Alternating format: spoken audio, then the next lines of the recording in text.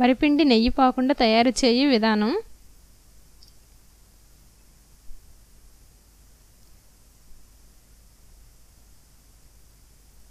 ఐదు గంటల ముందు నానబెట్టిన బియ్యం పిండి, పంచదార పౌడరు,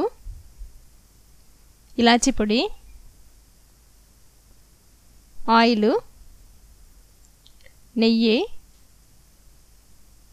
ఇప్పుడు తడిపిండిని ఒక బౌల్లో వేసుకొని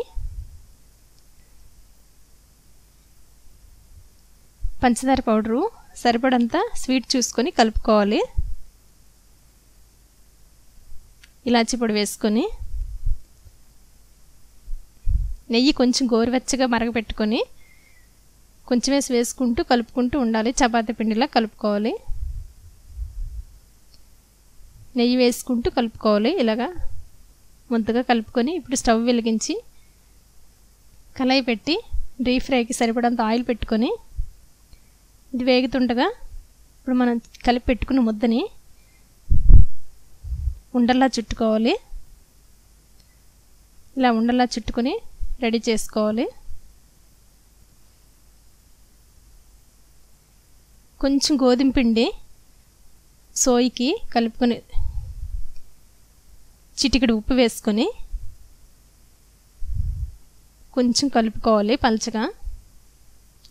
ఈ కలుపుకున్న గోధుమ పిండిలో ఆయిల్ వేడెక్కినాక ఇలా ముంచుకొని వేసుకుని సిమ్లో వేయించుకోవాలి నెమ్మదిగా.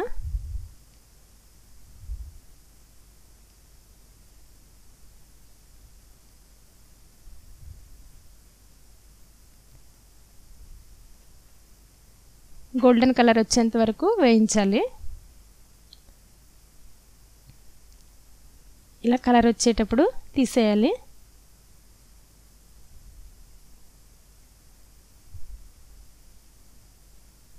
ఎంతో టేస్టీగా ఉండే వరిపిండి నెయ్యి పోకుండలు ready.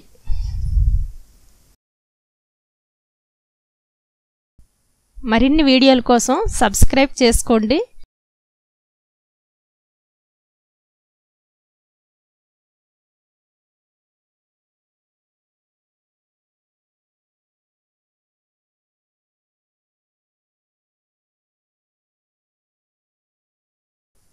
Thank you so much.